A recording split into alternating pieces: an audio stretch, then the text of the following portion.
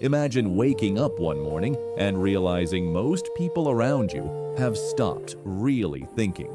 The world is so loud, so fast, so flooded with information that the human mind, once this insanely powerful tool for curiosity, discernment, and growth, has slipped into autopilot.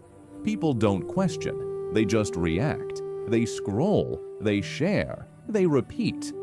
And in that silence where real thought used to live, something dangerous grows. What happens to a society when critical thinking disappears? When the ability to reason, to challenge, to pause and reflect gets replaced by hot takes, surface-level opinions, and echo chambers that only feed us what we already believe. That's when we drift into what some philosophers call collective stupidity. Not because people are dumb, but because masses of intelligent people start thinking in shallow ways, blindly accepting narratives, and quietly surrendering their independence of mind. Thinking is hard, and in today's world, it's often discouraged. Our environment doesn't reward contemplation, it rewards speed, emotion, and conformity. Algorithms feed you what keeps you clicking, not what makes you wiser. Schools teach you how to pass the test, not how to question the premise. Noam Chomsky warned years ago that systems of power manufacture consent by training people to consume without questioning and agree without understanding. Critical thinking isn't convenient for those systems. It slows outrage, exposes propaganda, and dares to ask, but is this actually true? On top of that, we're drowning in information. We process more data in a single day than people did in entire weeks not long ago. Notifications, breaking news, ads, opinions, it never stops. And when the brain gets overwhelmed, it takes shortcuts. Instead of really weighing ideas, it looks around and asks, what does everyone else think? That's social proof. A post with 1 million likes feels true, not because we checked it, but because everyone seems to agree. That's not reasoning, that's a reflex, and that's how collective stupidity spreads, not through lack of intelligence, but through unexamined habits. At the same time, deep focus is fading.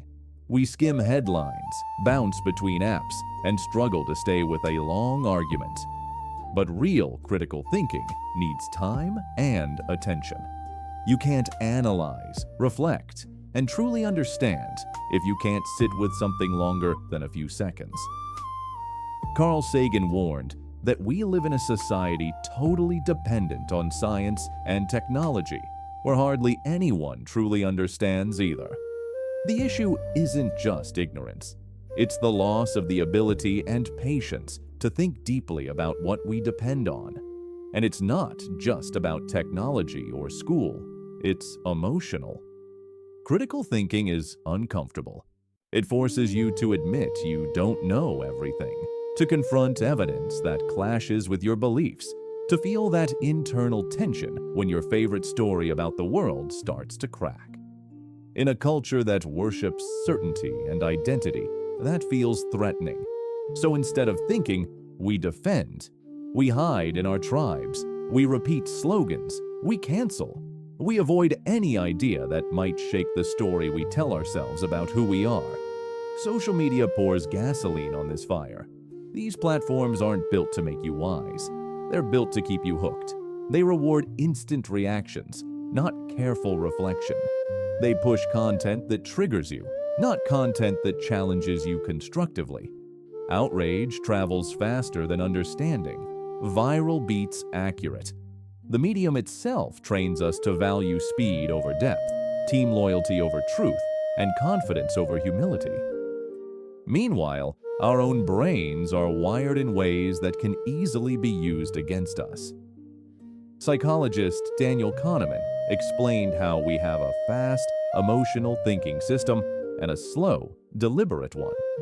Most of the time, especially in a rushed, always online culture, we live in fast mode. We lean on gut feelings and mental shortcuts. Politicians, marketers, and media outlets know this. They package complex realities into simple us versus them stories, repeat them until they feel familiar, and watch as we defend those stories like they're part of our identity. Once we decide something is true, confirmation bias kicks in, and we fight to protect our belief instead of testing it. Groupthink makes it even worse. In families, companies, online communities, even whole nations, people stay quiet just to keep the peace.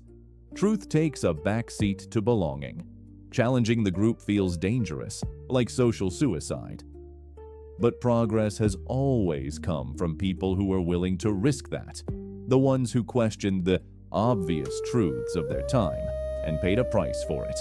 So, why is critical thinking really disappearing? Not because humans lost the ability, but because we're scared of what honest thinking might reveal. Our beliefs, our tribe, our identity, that stuff feels sacred. Questioning an idea now feels like attacking a person. A lot of us quietly fear that if we pull one thread, the whole sweater of who we think we are might unravel. So we cling to certainty, even when it's fragile, and avoid the kinds of questions that could actually set us free. Here's the deeper truth. Critical thinking isn't just an intellectual skill. It's a kind of courage. It's choosing truth over comfort, growth over ego, freedom over approval. It means realizing you are not your political party, your social group, or your favorite influencer. You're a human being who can evolve, learn, and change. That evolution starts when you separate your self-worth from your current beliefs and say, I might be wrong, and that's okay as long as I'm honest. Real critical thinking doesn't just question the world, it questions the self. Why do I believe this? Where did this idea come from? What part of me is afraid to let it go? When you sit with questions like that, you don't just gain information, you gain wisdom. And wisdom is exactly what our society is starving for in an age of noise and performance. So what can you actually do right now? Start small. Notice when you're reacting instead of reflecting. Catch yourself when you only consume opinions that agree with you. Ask, what's shaping my opinion right now? Am I open to being wrong? Seek out arguments you disagree with, not to destroy them, but to understand them. Read more than headlines. Have real conversations instead of comment section wars. Because here's the bottom line. Once you give up your ability to think for yourself, you are no longer free. You become a puppet for interests you can't see, corporate, political, cultural.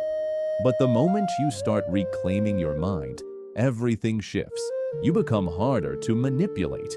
You start spotting the difference between information and propaganda, between education and indoctrination, between real connection and empty performance. The world doesn't need louder voices right now. It needs deeper minds, minds willing to say, I don't know, but I'm willing to learn. Minds that choose clarity over comfort, reflection over reaction. If this message hits home, don't just move on to the next video. Pause, sit with it, then share it with someone who still believes truth is worth seeking.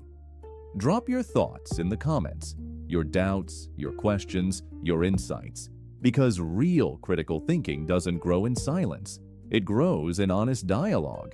Stay curious, stay awake, and above all, keep thinking.